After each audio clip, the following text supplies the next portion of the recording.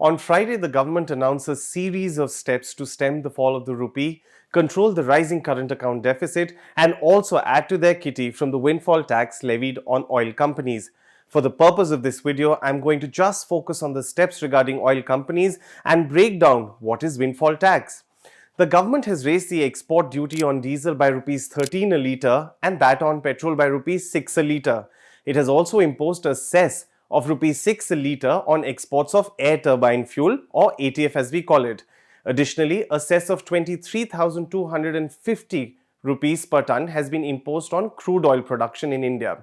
Experts are calling these steps a tax on the windfall gains that the oil companies are making with the increase in the international crude oil prices. On Thursday, the price of India's crude oil basket stood at $115 a barrel. But what is the windfall tax? Why are domestic oil companies making windfall gains amid high international crude prices, and why has the Indian government imposed such a tax?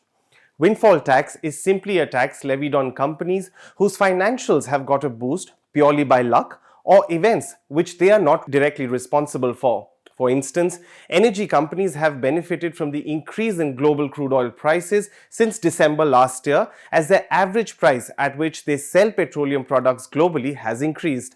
But after Russia's invasion of Ukraine and sudden squeeze in the supply of oil globally, these companies have made windfall gains. So how do these companies really make such gains? The oil sector can broadly be divided into two major streams, upstream and downstream. Upstream companies are primarily those involved in exploration and production of oil and gas. They extract oil from the wells and sell it to the refiners. Downstream companies convert raw crude into finished products. In India, the bulk of crude oil production is done by the Oil and Natural Gas Corporation and the rest by other small producers.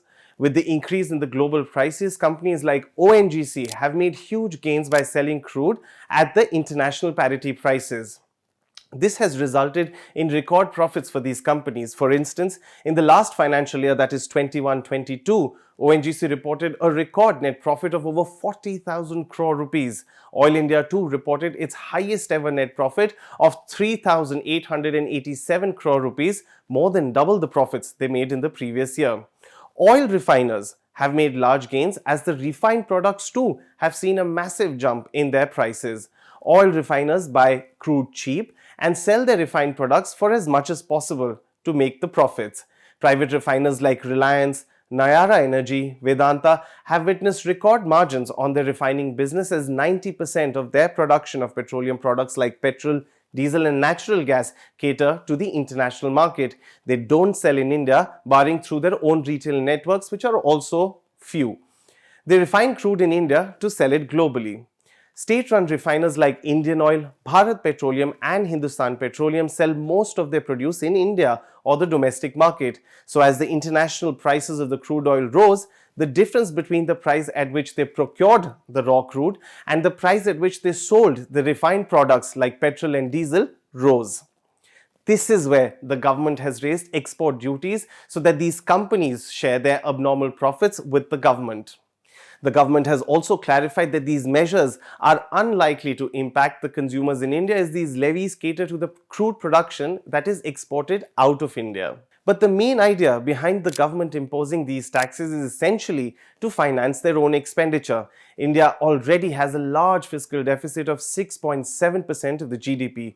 Fiscal deficit is when government spending is more than its revenues. In the first 3 months of the current year, the government has announced steps which will have a fiscal impact of at least additional 3 lakh crore rupees. To finance this additional spending, the government took these steps. That's all from me. This is Shubham Batra for ThePrint. Do subscribe to our YouTube channel and follow us on Instagram, Facebook and Twitter.